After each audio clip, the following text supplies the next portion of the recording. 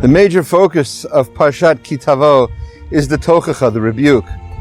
In it, the exiles, pogroms, spiritual threats to our existence throughout Jewish history all unfold as Moshe prophetically warns the Jewish people of the tragic consequences of ignoring Hashem's mitzvot. Interestingly, the Torah in Perek Chav Chet, Pasuk Mem Zayin, 28:47, tells us that these terrible events will occur because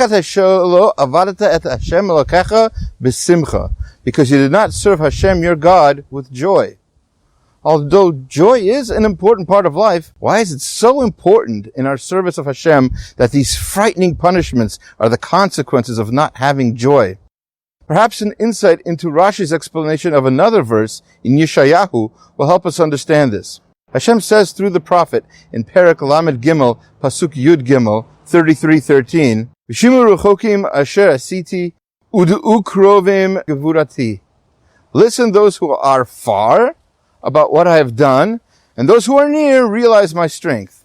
Rashi tells us that those who are near are those fortunate souls who succeeded in performing teshuvah, repairing their relationship with Hashem. Those who are far refers to those people who believe in Hashem and have followed Him from their youth. Why are people who have followed Hashem from a young age considered far from Hashem? So Rav Shimshon David Pinkus quotes the Alter of Kelm, or the Saba from Kelm, explaining that learning lofty concepts like the first verse in the Torah, Bereshit bara Elokim, about Hashem's creating the earth, at a young age when our minds are not yet fully developed, and then performing the mitzvot based on that limited understanding, cause us to continue in this unthinking manner into adulthood. Imagine, for instance, how amazed we would be to see our first ever ant today. With our developed intellects, we would apply our knowledge to the awesome wonder of existence before us.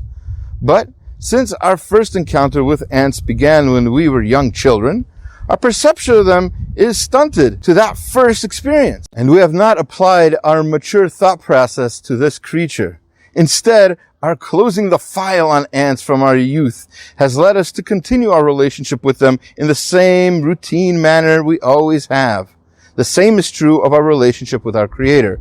We cannot allow our original perception of godliness to determine our current behavior with Hashem. As in any relationship, we need to apply our matured perception of the world to its Creator for a sense of newness. This striving for closeness and understanding of Hashem brings in its wake a joy as a result of the appreciation we feel for the beauty and balance of the natural world in which He placed us. It is this joy that we must foster in renewing our perception and our gratitude for the amazing world our loving Creator made for us.